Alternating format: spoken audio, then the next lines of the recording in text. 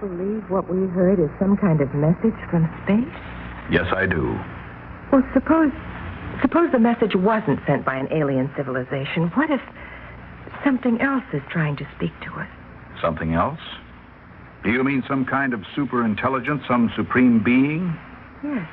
Then in that case, I sincerely hope we can understand what the message is before it's too late.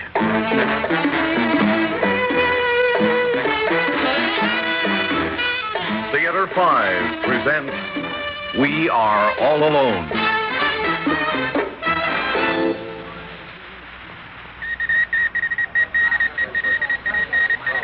Ladies and gentlemen, please pardon the noise and confusion here, but this is an extraordinary event, and we're broadcasting under extraordinary conditions. This is Gary Benson at Stellar Observatory. Less than 1 hour ago, astronomers here, operating the planet's largest radio telescope, reported the reception of some sort of message from what seems to be outer space. It sounds much like static. But the significant thing is that the pattern keeps repeating itself.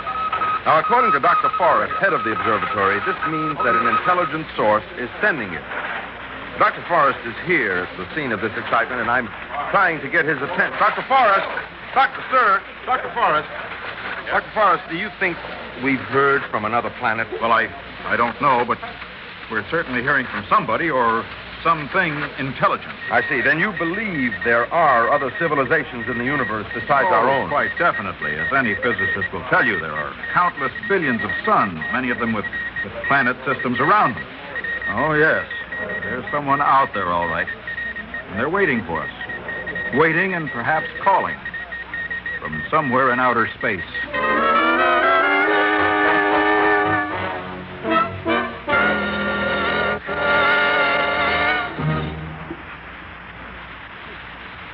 Theater 5 is presenting the radio drama We Are All Alone.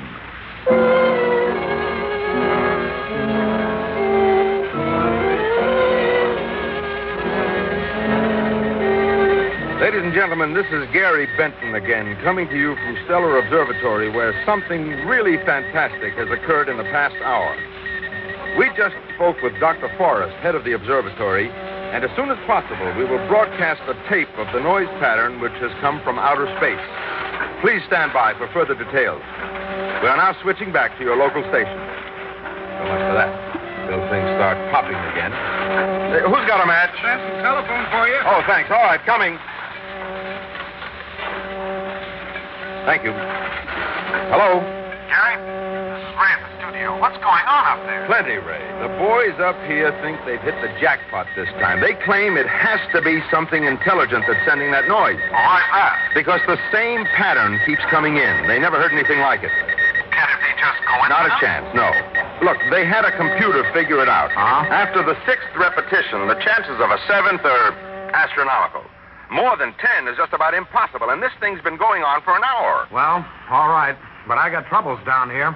Linda Maxwell wants to go on with her show. Uh-oh. She says that her listeners aren't interested in space. They just want to hear her. Is she kidding? This may be the biggest thing that's ever happened to us. This thing's so hot, the president of the planet has a direct line to this place. Look, Ray, I think you should just play music and hold everything open for what happens here. Suppose nothing happens. It will. They're going to give me a tape recording of the sound to play on the air. Why don't you have Linda stand by just in case, huh?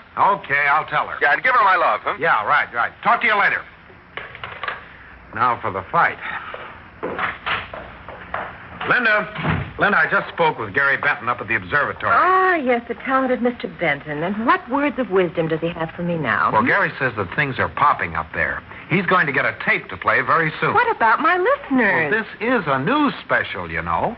And it just might be the most important event ever. Oh, I know it, Ray, and I suppose I can't really argue the point. It's just that, well, you know how I hate to let that inflated ego of Gary's get any bigger than it is already. You know, I believe you and Gary must be secretly married, the way you two go around throwing barbs at each other. Not a chance, Ray. We're both much too smart for anything like that. Meaning that you'll wait until he asks you. Well, maybe. So why don't you just wait in the studio? Gary wants you to stand by in case something goes wrong. Oh, hey, I have a better idea. Suppose I go up to the observatory and split the news with Gary. That way my listeners could hear me, and then everybody's happy. That's not a bad idea. Besides, it may be good to get a woman's viewpoint of what's happening. Ray, listen. Do you really think there's anything to it? I mean, this message from space? Oh, I don't know. It's possible, all right. But if it is true, then we're not alone anymore. That's right. What about it? Well, it's spooky, that's all. I mean, we've sent satellites into space. We've been sending messages out to the universe for years, but this is different. Somebody's sending us something. Mm-hmm. Maybe it's an answer to one of our messages. But if it is that, it's even more scary. Then whoever it is must be very much like we are. Maybe a whole planet just like us. Well, the universe is big enough for both of us, I suppose. Now, look, how about you getting up to the observatory and start sending us messages? Okay, I'm there already. The next voice you hear will be that of Linda Maxwell from outer space.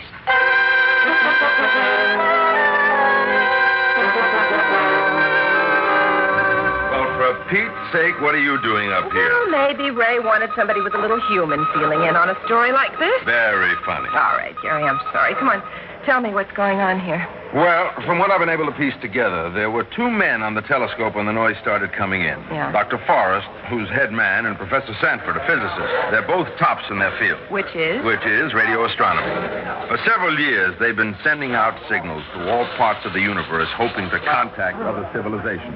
At the same time, they've been listening to sounds coming in, hoping to hear something intelligible. And tonight they heard. They sure did, baby. Well, where's the tape now? Dr. Forrest has it.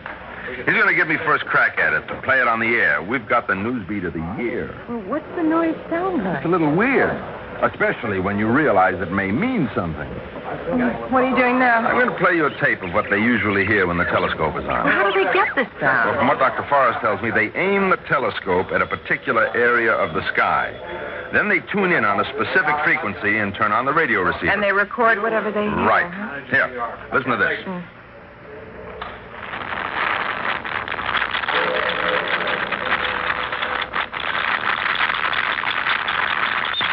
That's all coming from space? Every bit of it.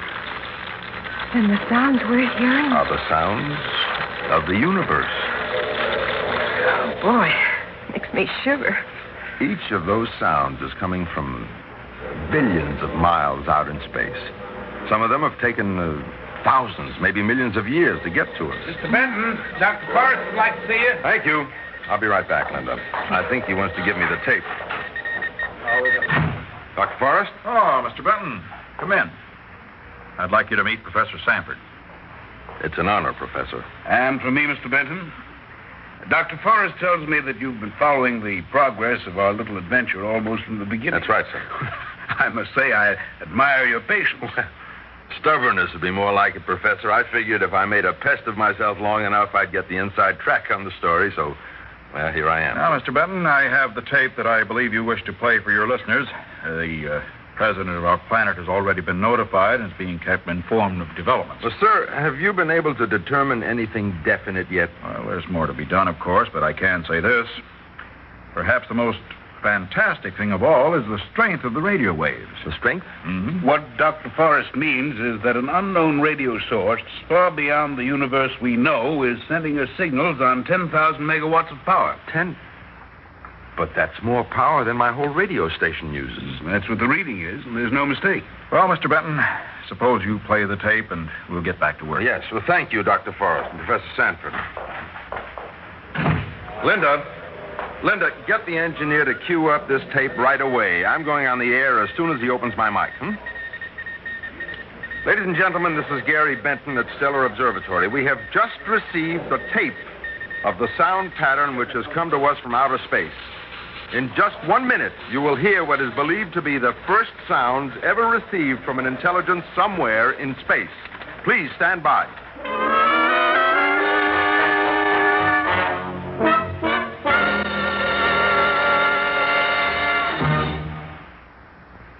Theater 5 is presenting We Are All Alone.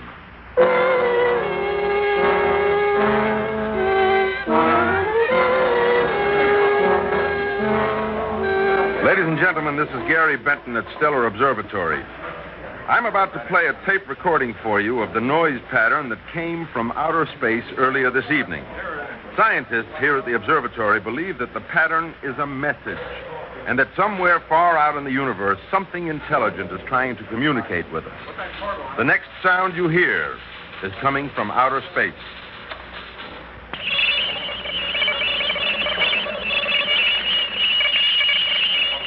It gives me goosebumps. Why? I don't know. It's just spooky. Ladies and gentlemen, we have just played for you what may be the first message ever received from outer space. Scientists are now determining what that message may be.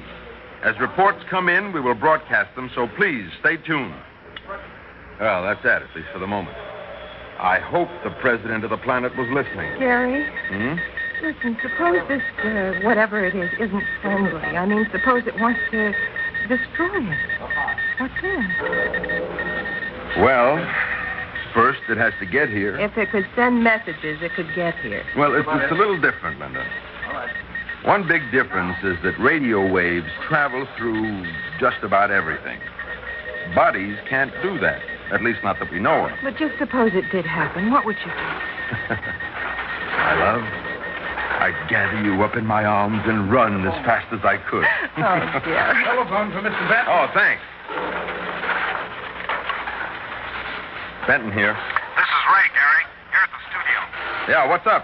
Boy, things are really popping. We've had about 100 calls already on this message from outer space, and they're coming in faster than we can take them. And I have personally spoken to 2 men who claim to understand the message. What? You heard me. Both of them claim that they can understand what is being sent, and what's more, they know where it's coming from. One of them fell on his head when he was 12, and ever since then he's had visions of the day when this message would come. Yeah, what about the other?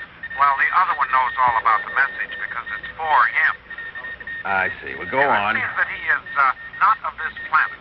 He came here many years ago from his home, billions of miles away in another galaxy. Now they want him back. Now, that's what the message is, telling him to come home.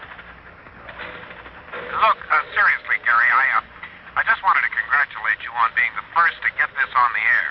It's the biggest thing that's ever happened around here. Well, thanks, Ray. I'll call you later at the studio. You'll be there, huh? Where else? Right. That was Ray. Oh, did he say my listeners are storming the building because they can't hear me? Yeah, something like that. I thought so. Hey, here's Dr. Forrest, the professor. Come on, I'll introduce you. Oh, okay.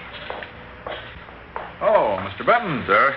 Well, how did the broadcast go? Just fine, Doctor, just fine. I'll return the tape after I've run it once more. Good. Meanwhile, this charming young thing on my arm is Linda Maxwell. She's my assistant. Linda, Dr. Forrest, Professor Sanford. How do you Pleasure, do? Miss Maxwell. Anything new, Doctor? I'm afraid not. We've tried radio telegraphy with no luck. We've just finished running the pattern through the modulating receiver. Oh, what does that do? It breaks down the electromagnetic wave. The wave pattern is carrying the electrical equivalent of sound wave. Then the receiver can reproduce the original sound. You mean a voice? If that's the original sound, yes. Well, sir, what were the results of your test? It's definitely not what we expected. I see. Well, if something is being sent out, what form would it take? I mean, for example, would it have our alphabet? Hardly. It would probably be a mathematical formula. Equations are constant everywhere in the universe. Yes, that's the only common bond there is, of course. You mean everything else, history, culture, is meaningless to an alien civilization? Well, in terms of our experience, I'm afraid so, Miss Maxwell. Well, what do you do now, sir? Well, there's one more experiment Professor Sanford and I want to try. It's a long shot, so I'd better not say anything about it just yet. But we should know the result very soon now. Dr. Forrest, Yes, Miss Maxwell. suppose the message was not sent by an alien civilization. What if something else is trying to speak to us? Something else? You mean some kind of super intelligence or some supreme being? Yes. Then in that case, Miss Maxwell, I sincerely hope we can understand what the message is before it's too late.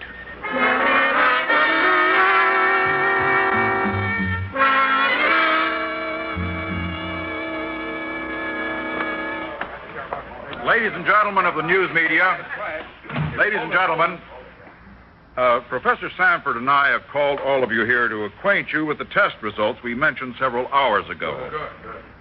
Let me begin by saying that after our initial shock, we noted the rather odd fact that the radio waves were coming in at 82.2 megacycles. That's the frequency we use for satellite communication. We'd expect radio waves from outer space to come in the more universal 50 megacycle range, if they were sent by a living intelligence. Exactly. So we began to suspect that our intelligent sender of messages might be aboard one of our own lost satellites. One of our lost satellites? Yes, Mr. Benton. But how is that possible, sir? I mean, a lost satellite can't just travel billions of miles into space and then suddenly begin sending radio messages back. Where would it get the energy? I think I can answer that, Mr. Benton. The satellite could be in a solar orbit that includes a number of planets. A strong magnetic field around these planets would trap enough sun particles to ionize the transmitter. I see, and that would give it the tremendous energy required? Well, it could be as simple as that. To check this theory, we submitted the noise pattern to the decoding scanner. Everything was double-checked. And there's no doubt that the mysterious message from outer space, the something that is sending us a repeating pattern, is a transmitter in one of our own satellites. Where it is, we don't know, and we'll never know. Certainly billions of miles away, perhaps in another universe. And I thought this was the story of the century. Oh, but it is, Mr. Benton. Now, how do you mean, sir? From an emotional viewpoint, this is quite naturally a shattering disappointment. But not from the scientific point of view. This lost satellite is sending us information that will revolutionize our thinking. Already, we know of a planet that has a dead moon near it and a fantastic amount of radioactivity surrounding it. Who knows what else we shall learn? Well, you'll excuse me, ladies and gentlemen. There's much work yet to be done. Professor Sanford. Yes? Professor, are you going to call the president of the planet now, sir? Oh, yes. I'm going to let President Moore know that this is a scientific breakthrough of major importance. Thank you, Professor. Well, Linda, it seems the all-powerful stranger from another planet turns out to be a phantom of our own imagination and invention. And we are alone. All alone. No, Linda. Not ever all alone.